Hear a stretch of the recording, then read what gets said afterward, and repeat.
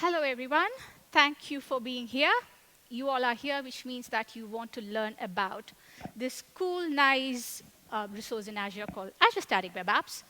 And truth be told, Azure Static Web Apps is like a heaven for speakers like me, because there's so many focused areas in Azure Static Web Apps that you can learn about and we can focus on.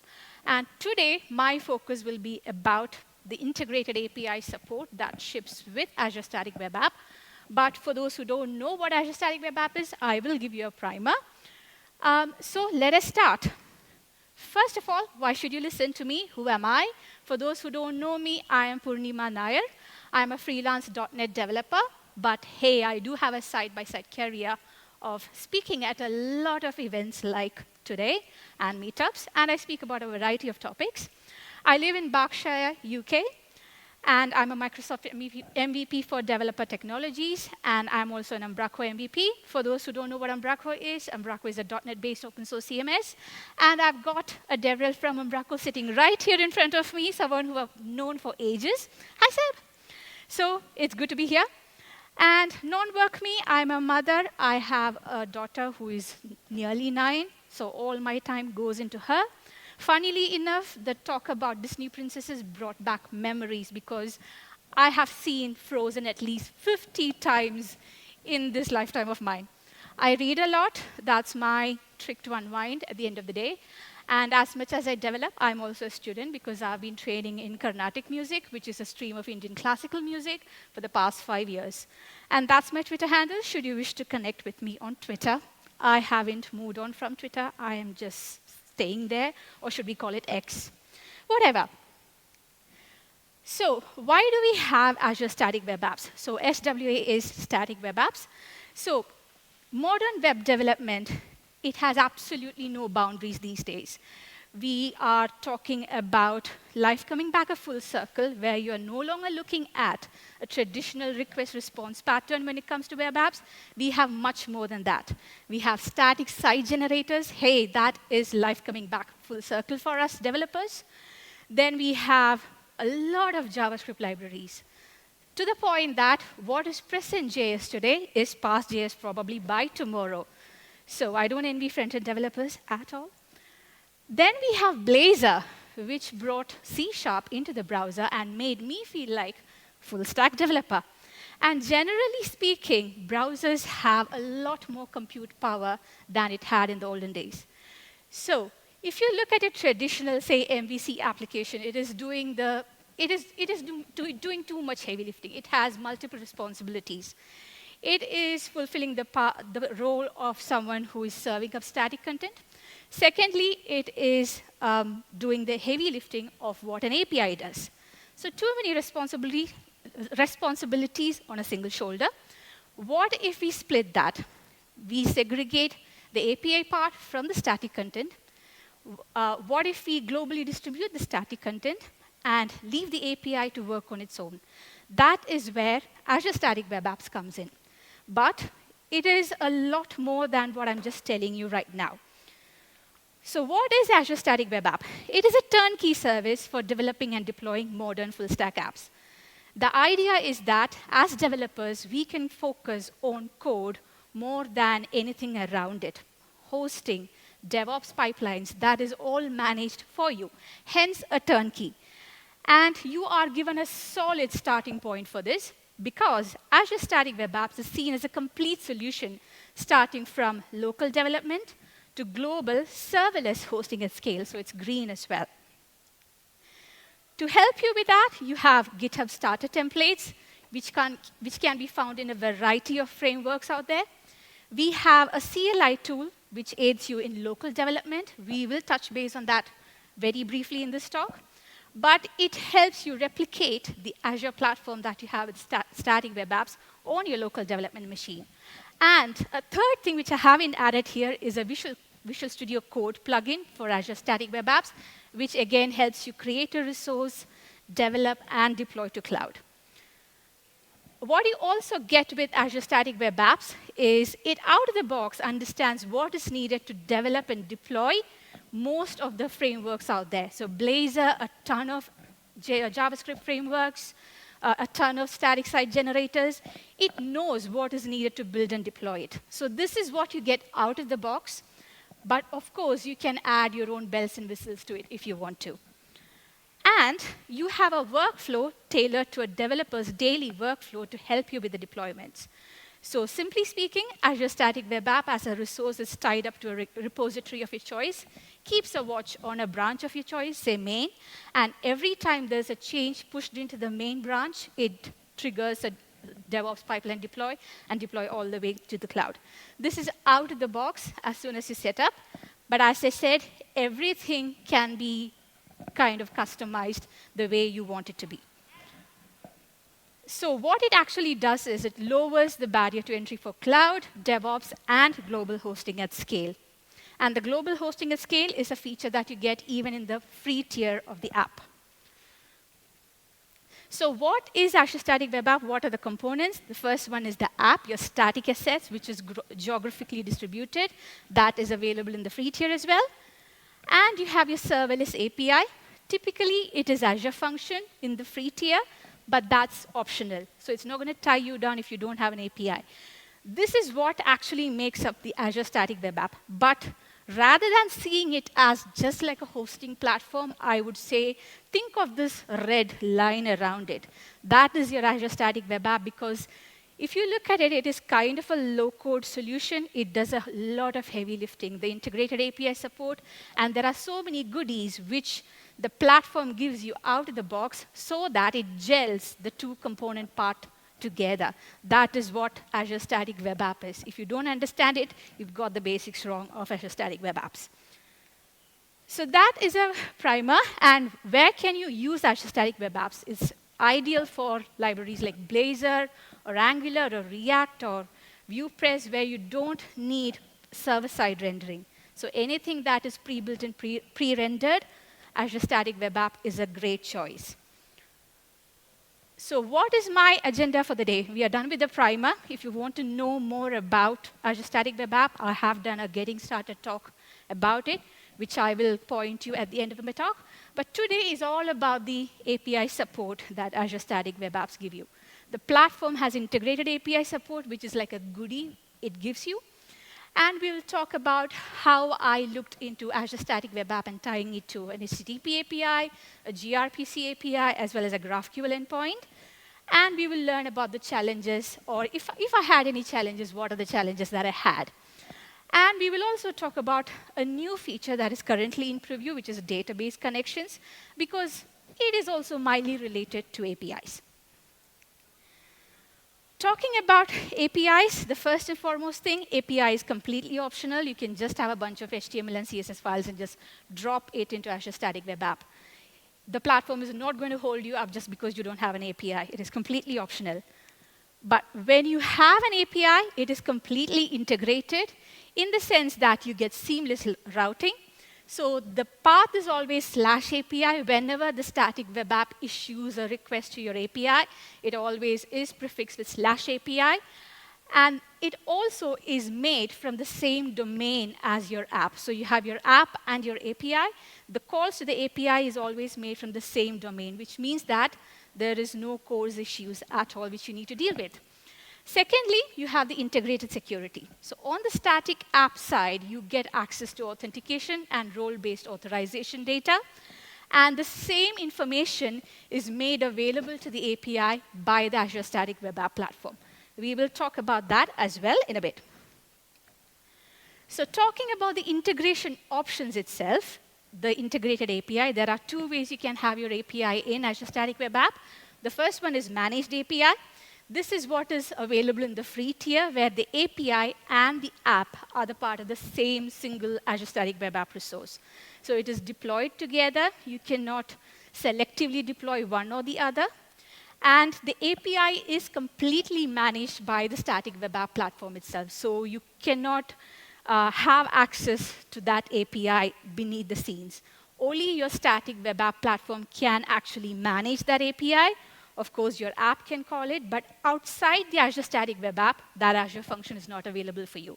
And just jumping the gun, with managed API, you only get Azure Functions.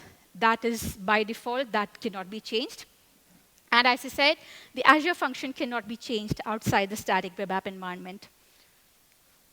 And then you have the bring your own API, where you can bring in any API of your choice, which is what I'll be demoing today as well, where the API and app are two separate Azure resources. You manage them. You are in charge of their deployment. Everything that you have here is your own responsibility. The app is deployed separately from the API. And what you can do is you can link your static web app to an existing API of your choice. It can be an Azure function. It can be Azure App Service, Container App, API management. So you have all this linking feature. And again, if you want to bring in Azure Key Vault references, that is available only in Bring Your Own. You cannot have it in the managed API. That is more a part of the production hosting plan, but I just thought it's better to be put down there. But there are API constraints that we need to be aware of. As I said, there are two. So with Azure Static Web App, there are two hosting plans. There's the free tier, which is for your hobby or personal projects. And you have your production plan, which is the standard tier. With free tier, you only have the managed API option, which is Azure Functions underneath the hood. And at any point of time, a single SWA or a single web app environment can be linked only to a single type of backend. So you cannot have a production app where it is talking to an Azure function as well as a container app or an app service. That's not possible. It's just one type of API at one point of time. The route prefix is always /API. This is set in stone. It cannot be changed. You can only have HTTP requests. So if you bring in your own Azure function, which, say, reacts to a queue trigger or something like that, it's not possible. The static web app can only issue HTTP requests. And for that same reason, you cannot have something like WebSockets on your Azure Static Web App. The max duration for any HTTP request is 45 seconds. And with Azure Static Web App, you get access to a config file using which you can actually play with the routes that you have in your static web app. But when it comes to API, the only rules that you are given or you have is to secure the routes or have redirects in place. So these are some of the API constraints or gotchas.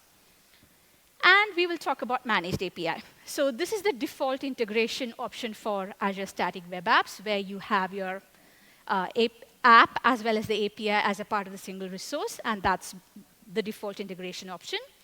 This is only Azure Functions, which is fully managed and deployed by the static web app. And the Azure Functions uses the consumption plan, hosting plan. You cannot change that. It is set in stone again. And it follows the runtime 4.x, and you are limited to the runtimes and the platforms that you can use it as well. You cannot just use any old functions runtime. You have to stick to that with managed API. It is a single function app you can connect to. So your app can connect to a single function app, but multiple functions are possible. And if you want any logging, then you need to turn on application insights inside your static web app. That is how you get access to logs. So let's have a quick demo of this. Show taskbar. Let us first have a look at the app itself. So let me bring that up in a browser.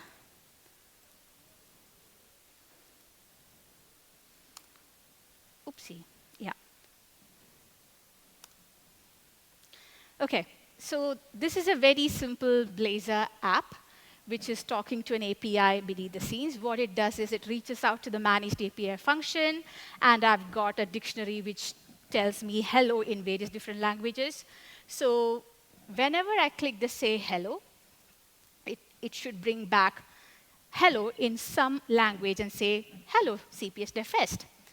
Now, if we inspect the network tab and see where the request is going to, it is going to something /API/random hello. So random hello is my function name. But this domain that it is issued from is the same domain as my app. So that is course rule gotten rid for you. Just having a look at the resource itself, this is the one. So as you can see, it is tied up to a repo, and every time there's a commit to the master branch, it spins up a deploy and deploys. If I look at the APIs, it should say managed, or it should just say there's it says managed, but I can't do anything more here. It's just managed function, and that is about it. To see the code, what I have beneath the hood, so is this the right one? Yeah, managed function. So I have the function app as well as my Blazor app in a single solution. In my random hello function, which is here, I have a dictionary which has the languages and the corresponding hello in that language. And all I'm doing is randomizing it and sending that back as a response. Very simple function. In my Blazor app, just to prove the point that I'm not hard coding anything, any links to the Blazor app itself, if you see my HTTP client, the base address is set to the host environment's base address. So it is as simple and as vanilla as you can get with the Blazor WebAssembly. By the way, this is a Blazor WebAssembly app, and all my demos today are Blazor WebAssembly app based. And in my index.razor, what I'm doing is on initialized async lifecycle event. So this is the Blazor lifecycle event which kicks in as soon as your component starts to get initialized. I am reaching out to /API/random hello because I've already got the base address in my HTTP client, which has been injected here. So this HTTP that you see here is the HTTP client injected. All I'm doing is reaching out to the API random hello function and using that to display the hello in some random language. One other thing that needs to be spoken here is that, so this is the YAML file which helps with my CI/CD pipeline. I'm not going to go into great detail of it, but I didn't put it together. The platform put it together for me. The main thing here is that there's the app location, which denotes where the code for my app is. And in the API location, I've got managed function, which is the folder which contains my API code. And the output location is my static assets folder. Because it's Blazor, it is www.root. Depending upon the framework or static site generator that you are using, that value can vary. So that's one thing that I wanted to show you here. So that is managed API for you. Is there anything I missed? I think so. I have covered everything. So let us talk about bring your own Azure function. So with bring your own, as I said, you can have access to any API of your choice. But let us first focus on Azure function because there's a couple of things here. So here, the Azure function, the API, and the app are managed and deployed separately from the static web app. Sorry, I went too fast there. With the Azure functions in this case, because it's your own Azure function that you're connecting to, you can have consumption or premium or dedicated plans. You can also have durable functions supported. Anything that is existing at the moment in your resource portal, bring it on. You can connect to it. And of course, if you want logging, the application insights is on the Azure Function app itself rather than the static web app. And what happens underneath the hood is when your static web app is linked to a function of your choice, it again takes care of the /API path.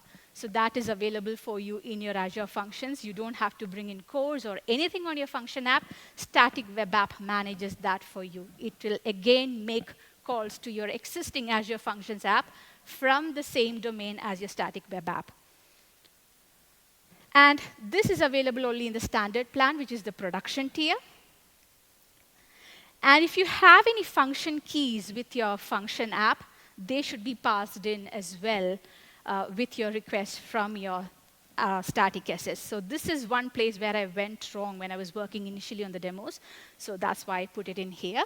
So let us see this in action. I've got a very similar demo as before. Show taskbar. And let me bring up the app.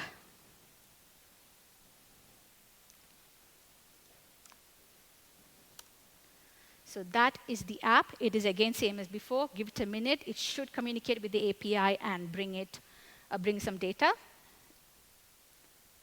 So every time So every time I communicate or say hello, it is actually talking to my existing Azure Function app and bringing back the data. And if I look at the network tab and click the hello, as you can see, it is made from the same domain as my Azure Static Web App. And going into the resource itself, let us see how this plays out. So bring your own function app. The API is here. It no longer says managed. It says it's linked to a backend resource, Azure Static Web App, BYO function demo. And if I go into this, what happens when a static web app links to your Azure App Service is that in the authentication, it adds an identity provider on behalf of the static web apps. So this means that your function app, as soon as it is linked, is not available to any apps outside or other than the static web app.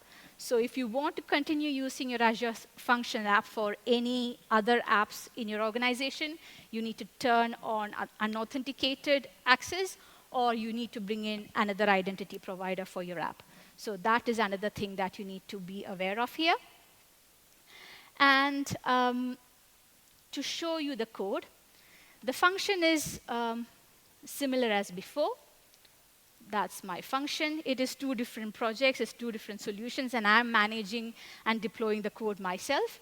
It is the same code. It's just that I've split it up. Again, I've got the dictionary of hello and corresponding language, which I am randomizing and sending back.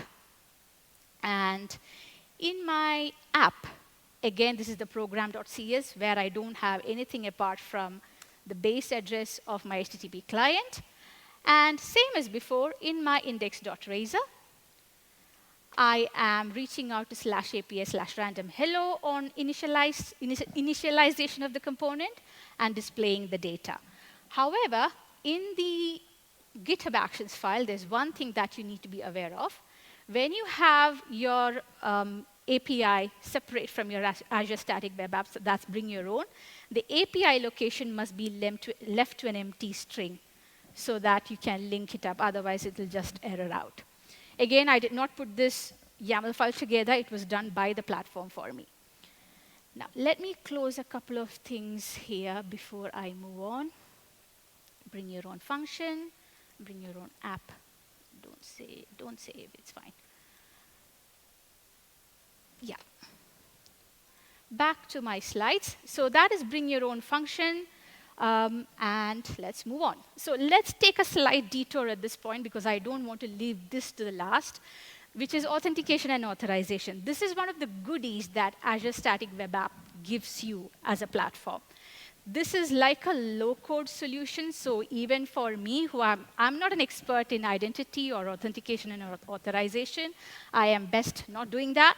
But even for someone like me, I can get things up and running fairly quickly with authentication and authorization. So how does that work? First of all, there's no password management. So I don't have the headache of managing and the security of the password and all the things around it. It is left to the platform. And in fact, we are not even having any login on the app itself, because as a platform, Azure Static Web App gives you access to a series of pre-configured providers. This is not my app. This is the platform itself that does it for you. So this is at the Azure level. You get access to Azure AD, GitHub, and Twitter. And you have Facebook and Google currently in preview.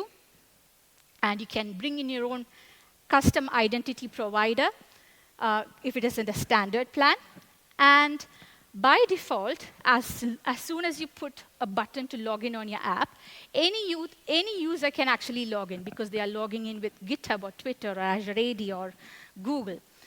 But what you can do is, of course, once they log in, they are in the authenticated and anonymous roles by default. But this also means that you can bring in custom roles of your choice, because users can log in, because they might have a GitHub or a Twitter login. But to make sure that you only allow the right people or authorized people to view your protected content, you can bring in custom roles. And custom roles can be created by inviting users into the static web app, which is what you get in the free tier. I think you have 25 invitations. And I think for a personal project, that should surface. Or if you have a standard plan, production tier, you can bring in custom authentication and authorization as well. You can't still bring in any login. It has to be OIDC, but it is possible with the standard plan. And of course, there's a big config file called static web app config.json. You can talk just about that configuration file for an hour. And using this config file, you can make sure that only authorized users gain access to restricted roles. So that is possible. Now, how do we access all this information? On the app side, your static asset side, all the authorization and authentication-related APIs are in a folder called /.auth. That is the system folder available for you. And the information is available as a client principal object. It is nothing but a JSON object.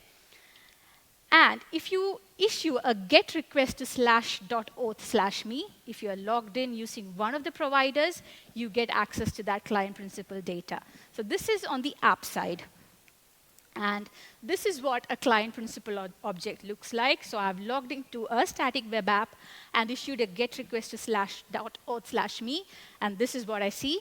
This user ID differs on the basis of static web apps. So even if I am logged in using GitHub, using the same handle that I have to two different static web apps, this user ID will be different.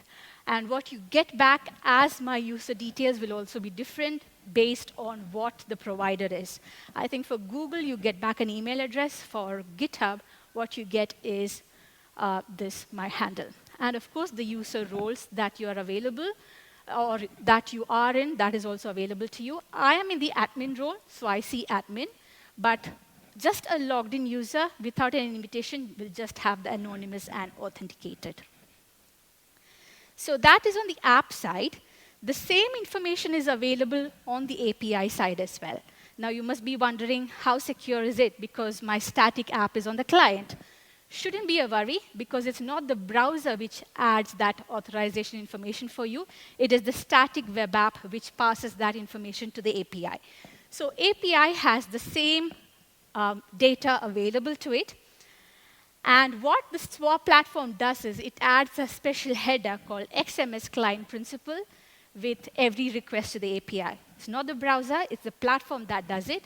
And this XMS client principal is a base64 encoded version of the client principal object that we just saw. So you can decode it and use it to your heart's content. So let us have a quick look at the demo. Now, this one I'm a bit nervous about because it's authentication and authorization, but let us see. Let me close this. What I have is a managed function based or managed function based Azure Static Web App, and I have a GitHub login enabled on it. So it says, hello CPS DevFest.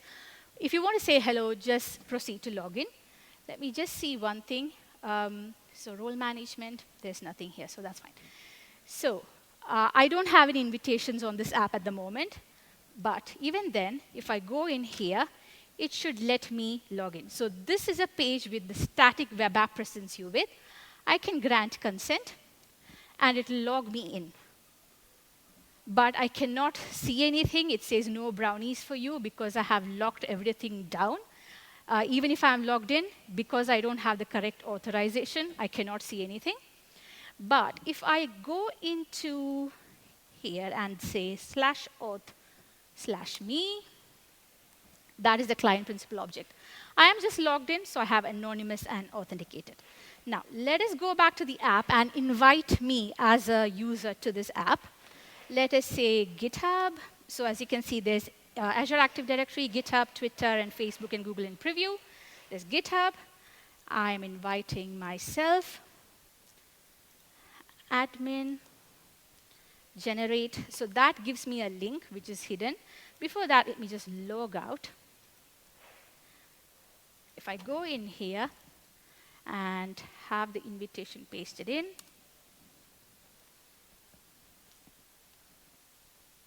because I've already granted consent, it didn't work. Oh, it did. So now we can see that it doesn't say logout, it says admin logout. And it says, proceed to say hello in various different languages. It didn't work. This is what I was concerned about. Sorry about that. I'll have to fix it and come back to you later. But let's just move on. But if I go into /auth/me again,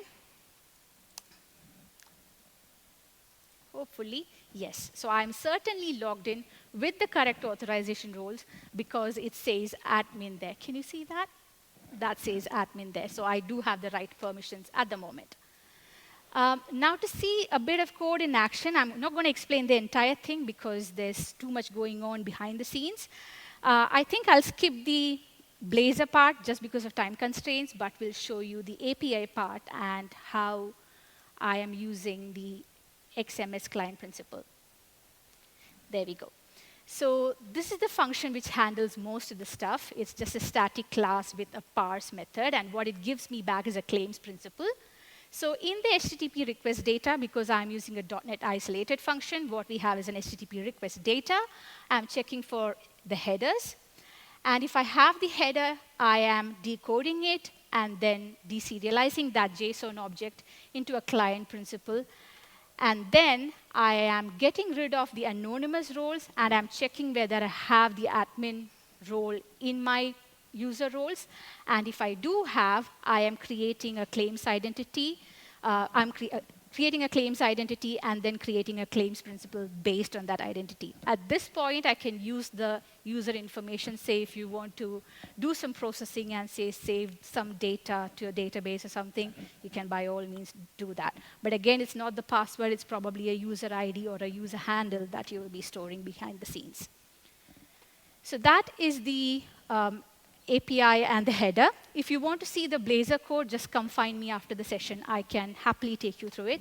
But it is nothing more than box standard Blazor authorized view that is in there and an authentication state provider.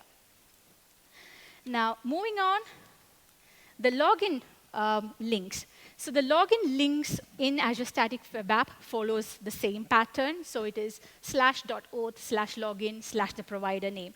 So be it GitHub or Twitter, it follows the same pattern, except that the provider name changes. And this is what I use, the auth login GitHub.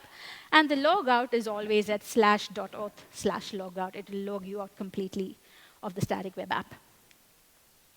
Now, moving on, let us now look at linking Azure Static Web App with Azure App Service or container apps. This is where I can bring in an HTTP API or a GraphQL or gRPC service. This requires Azure Static Web App Standard Plan because it's production tier. And there are some knowledge basics that we need to cover off again here. First of all, the /API is again routed to your app service or container app, regardless of whether it is your own. The Static Web App Platform does that for you. And because the /API is the prefix, your app service or your container app, the endpoint must have a /API prefix, which is one of the challenges that I had with a couple of things, which I will talk to you. And again, just like the bring your own Azure function, what this does is the minute you link your Azure Static Web App to a container app or an Azure App Service, it adds a custom identity on behalf of Azure Static Web Apps for you. So at that point, your Azure App Service and container app is not available to any app outside Static Web App. So you need to turn on an authenticated access or bring in another custom provider, identity provider based on your other apps which are using the API. So let us look at Azure Static Web App with Azure Container App. So for this, I have two demos. First is my static web app talking to a minimal API to prove the HTTP API point. And I also have an Azure Static Web App talking to a GraphQL in an Azure Container App. To come up with the GraphQL service, I used Hot Chocolate, which is an implementation of GraphQL in .NET. And to issue GraphQL requests from my Blazor app, I used GraphQL.NET client. I could bring in Strawberry Shake, which is Hot Chocolate, but this was far more simpler to explain, so I just stuck with that for the time being. The main challenge for me was to come up with a CI/CD pipeline which deploys to Azure Container App, because I'm not a DevOps expert. I had to come up with something after referring to a lot of things. But if you are in .NET 7, you have built-in container support, which means that with a few MS build properties and a publish profile, .NET Publish, I could run that as a GitHub YAML actions file and then get my code deployed into Azure Container App. And truth be told, what I found that is even if you have a publish directly from Visual Studio all the way to Container App, stick to a DevOps pipeline. That will actually take care of the revisions a lot more better for you, because a lot of things are not available on the portal for you to manage. The pane is pretty plain and simple at the moment. But if you have GitHub Actions or Azure DevOps pipeline, that is very, very helpful. I also figured out that there is actually a GitHub Actions available, which you can make use of, but I didn't strike much luck with that. I have asked April for help, but I'm still yet to sit down with her and go through this. But I've got this working, which I will show you. So let's have a look at the code. No, before the code, let us have a look at the app itself to show you what I have for you today. So that's my minimal API app. Come on. So all the GraphQL and the minimal API demos are very similar in the sense that it is a database that I'm talking to. The database contains a single table, which is a list of to-do items, and I'm trying to display that. Give it a minute or two, it should load up. It is just dummy data that I'm loading, just because I had that database around. Come on. It's probably the Azure App Service, which is starting up. There we go. So it's just dummy data. It's a long list. It's a read-only list. Nothing fancy about it, because I want to be talking about the code part of it. So if I go into my API app service, this is just a plain ASP.NET Core API, minimal API, which has a map get method on /to-do items to get me the list of the to-do items. And because I need that /API prefix on my app service, I have used the map group here. So it gives me that prefix of /API /to-do items. The main challenge with this was the actions file that I had to write. This I had to come up with after a lot of research. And the basis of all this is what you have in your CS Proj. So it's a .NET 7 ASP.NET Core service. And I have this package reference Microsoft Net build containers. Now, if you are in 7.02 of the framework, you do not need this package. But when I got rid of this, I couldn't run my GitHub Actions file anymore. So I had to keep this in place, because this package is what actually contains the publish profile that it is looking for. So a few MS build properties that we need to look at: the container base image, which is MCR Microsoft Com .NET ASP.NET 7. This is the base image that I am using, based upon which the image will be built. The next thing is the publish profile, which is the publish profile I'm going to be using for publishing this app into a container format. And the container repository, which is now changed from container image name to container repository, which is a name I have come up with. And what I'm doing in my YAML file is every time I push a tag in, it logs into the ACR registry, which is the Azure Container Registry, using a couple of secrets that I've stored in GitHub. I build and publish. And note that for publishing, I'm using .NET Publish with the publish profile set to default container, because that is the target needed, the publish profile needed. And then I tag the image to match the Azure Container Registry URL. And I push that image into Azure Container Registry. It should be the image here.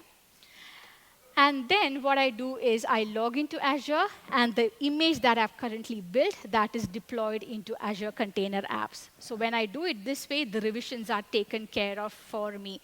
I found that deploying from Visual Studio into Azure Container App was a bit flaky. It was not managing the revisions properly for me, but this was quite good.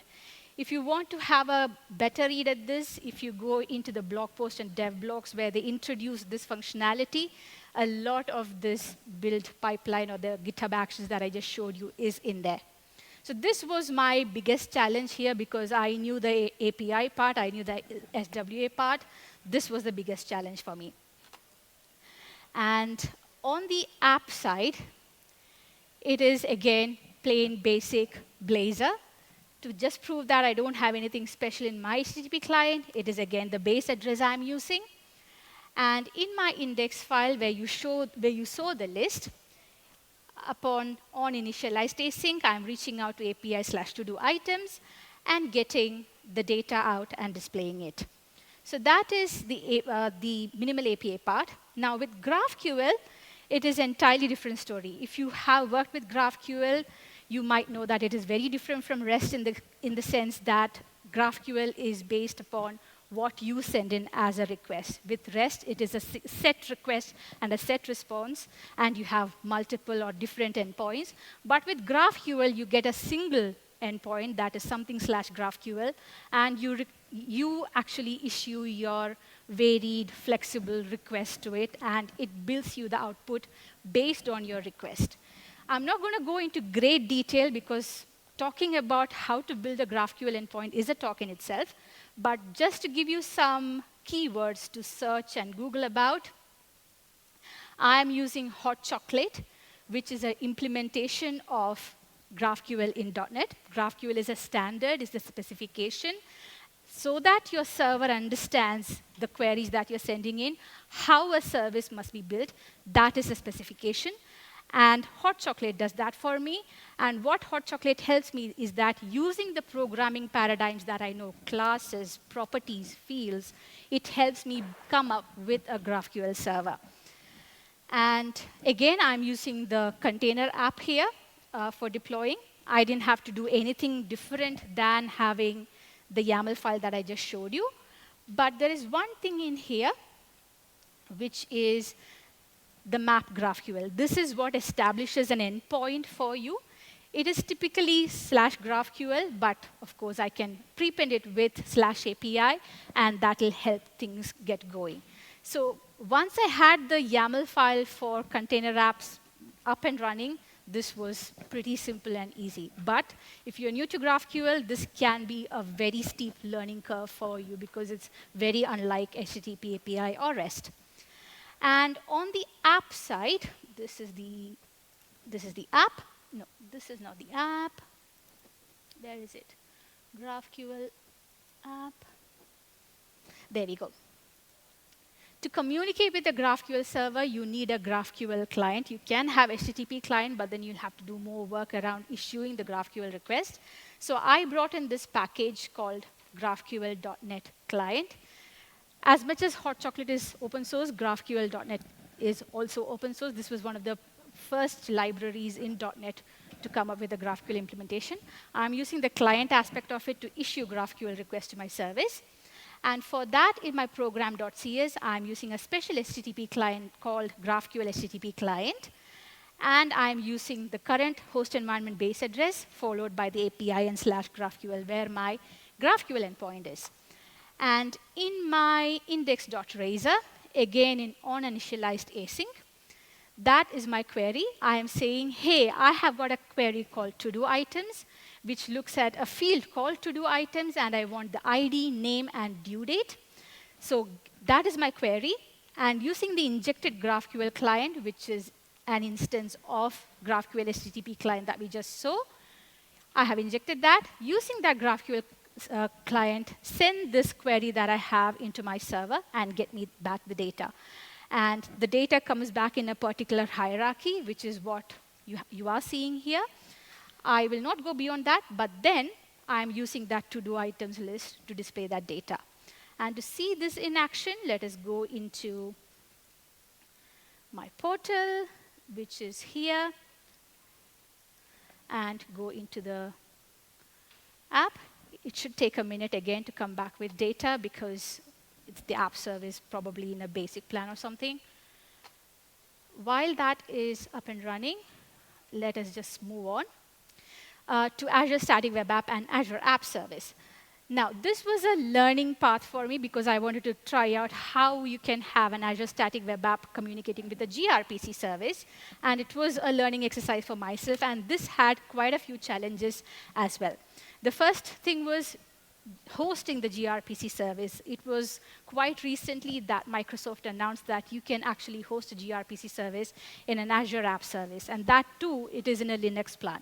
So you can either host it in an app service or container apps. It will work for you. But Windows, they have to do a huge rollout of something to all the Windows app services across the world or across the cloud for it to work. So this was a challenge. But once I understood what is going on beneath the hood, it was fine. But there were other challenges, which was fun. The first one is gRPC is not meant for browser apps. It is for microservices to communicate with each other.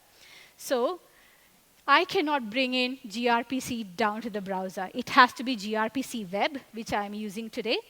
It gives me just the request response gRPC or the server streaming. Or I can bring in gRPC JSON transcoding, which actually is nothing but gRPC service with a couple of endpoint and annotations which acts as an HTTP API. That would be cheating. So I stuck to gRPC Web. The next thing is prefixing the gRPC endpoint with /API. This was total fun, because if you have worked with gRPC, the path, the way the client works out the path to the server is fun. You don't have any control over it, because everything is based on something called a package name in Proto and the service name itself.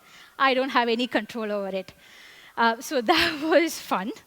And the third thing is to make sure that when the gRPC client communicates with your server, it actually respects that /API. Because with gRPC, the server and the client has generated code. And from there, it just works out the path itself and goes and issues requests. So making sure the /API request is respected, that is another challenge. And finally, exposing the special gRPC headers with cores. To have gRPC Web in place and a client to communicate with gRPC service using gRPC Web, you need a special set of headers exposed. That's not something Static Web App can handle for you at this point of time. So which means that you have to do that in code. So it is a bit of cheating that I have done there, truth be told. So let us go into it and see some code in action. So that is my GraphQL app service, static web app, which is bringing back the same data. And just so to save time, let me also bring up the gRPC app, which is here. It is the same to-do items data that it is trying to load. But while this is loading, let us have a look at the app and the API beneath the scenes. So that is my gRPC service. Yes, it indeed is. So here is my proto file. This is a standard proto file, nothing special about it. I have a package name called to-do, a service with a couple of RPCs in place, and of course, the requests and responses. In native format, when you have a gRPC service, the path or the route that it works out is the base address of the server / the package name, which is to-do, dot the service name here, / the RPC name. That is how it works out the path, because location transparency is one of the greatest features with gRPC. So we are looking at gRPC Web and some special things in place. So first of all, I needed to bring in this package called gRPC ASP.core Web, which actually kind of translate an HTTP 1.1 request to an HTTP 2 internally. And the rest of the magic goes in my program.cs. So the first things first, I have my gRPC service mapped. And to make sure that I give it a prefix, I came up with this map group, which was suggested to be by James Newton King. So thanks, James, for that. And I'm enabling gRPC Web on this service of mine. And I'm having some required cores, which is what I have here. So as a part of my course policy, I am exposing some special headers like gRPC status, message encoding, and the accept encoding. Without this, gRPC web will not work. So finding the information around this was one of the greatest challenges that I had with gRPC. Before I go into the app, of course, my app is loaded. It's the same data that I'm displaying. Nothing special. It's just a read-only list. But to look at the app itself, because it's gRPC, I'm sharing the proto. That is how gRPC works. Even with gRPC web, that is the case. And I also have gRPC.NET Client Web, which is the client library for gRPC web. And in my program.cs, when I add the gRPC client, I added a special HTTP message handler. This is documented in Microsoft Docs. And I gave it a special prefix of /API. So the delegating handler here, when it sends the request, it makes sure that that /API prefix is actually preserved for you. And in my own initialized async method, I'm using the injected client, which is the to-do client here. In my own initialized async method to list the items and read from it. So that is the gRPC side of things. Moving on very quickly because I might lose all the time that I have left. The other option, if you want to use gRPC service in a static web app, is gRPC JSON transcoding, which means that it brings down your gRPC service to nothing but a RESTful or HTTP API. And from there on, your static web app can communicate just freely to an HTTP API using an HTTP client. Now, we saw all of this in action on the portal itself. What if you want to make use of a local development tool? What if you want to simulate and replicate this static web app platform into your local development cycle? That is where the SWA CLI comes in. It is quite a comprehensive tool which can do a lot of things because it's regarded as a complete local development tool. It can help with local SWA initialization, so you can create your project. You can actually create a resource itself on the cloud. You can emulate the authentication and authorization locally because everything is done by the platform rather than the app and the API. You can test your routing and redirects. You can serve the app and the API from a single platform. And it is a node-based tool which you have to install, and that is the GitHub repository for it. This in itself is a 1-hour topic to talk about because there's so much to cover with it. I'm not going to go into great detail, but what happens at the heart of this is, sorry about this, this is kind of blurred out. It is actually the browser sitting here. What you have is something on port 4280. So a reverse proxy is at the heart of the CLI tool. And when request comes in, it checks in what path the requests are coming in. If it is on /.auth, the request is given to the authentication and authorization emulator part of the CLI tool. And if there is an API prefix, it's given to the functions core tools runtime or your APIs. So even if you are bringing in your own API, you can run it all as a package with the SWA CLI. And anything apart from that is given to your static app. So this port 4280, the reverse proxy, is at the heart. The 4280 port is the default one. You can change it if you want, no problem with it. Let me just go through one more thing before I come back to the demo of this. The last thing is the database connections that I wanted to talk about, because this is kind of distantly related to the API part. What if you don't want to code an API? You just don't want to have any Azure App Service or Azure Functions, but you just have a database like I had my to-do items database, and I want to convert that to the API. That is what this feature does for you. So underneath the hood, it uses a tool called Data API Builder, which is open source. And what that tool can do for you is expose your database objects as REST or GraphQL endpoints. So that is quite a nice feature. And the hot chocolate package that I just showed you is actually used in the GraphQL aspect of it. And the rest part is Web API controllers. And this Data API Builder is a project on its own. You can come up with that and deploy that to Azure Container Apps or even App Service or even have it on-premise, I think. But the Data API Builder is available as a managed feature to Azure Static Web App called the Database Connections. And that is a feature currently in preview. And features include the integrated security that we saw, the CI/UD operations that is supported, and you get SWA CLI support as well. So everything is kind of coming together with the CLI support.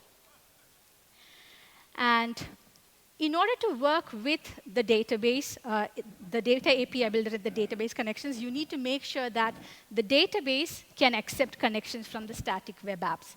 So that can be done in the portal or by some scripts.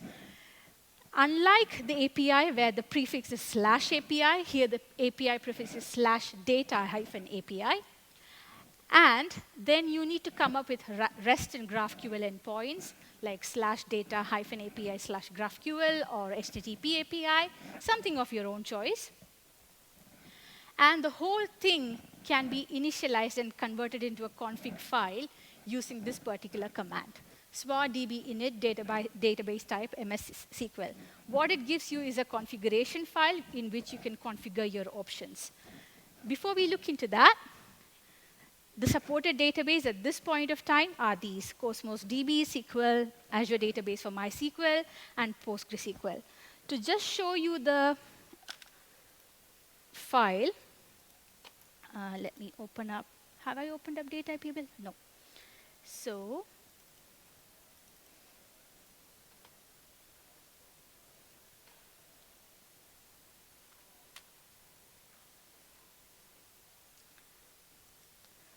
this is the API, the config file that you get the minute you put in that SWA command.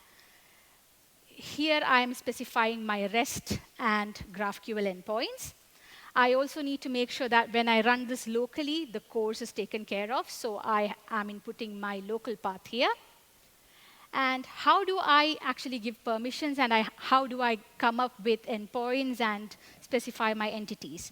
So in the entities section, I have a to-do items. This is where the endpoint or the resource will live. So if you look at to-do items, you can consider it as something like a list of to-do items. And then you can control permissions on it as well if you want. And the source it is looking at is to-do items. So in the index.razor, what I'm then doing is using a standard HTTP client. I'm reaching out to Data API, REST, because that is my endpoint, and the to-do items, getting the data, and then displaying that. And that can be found here. Where is it? Data API Builder. While it gives me the time to load. No, that is not the one. There we go, this one.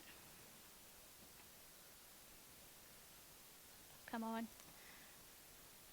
It should load in a minute. That's the data coming in from my Data API Builder.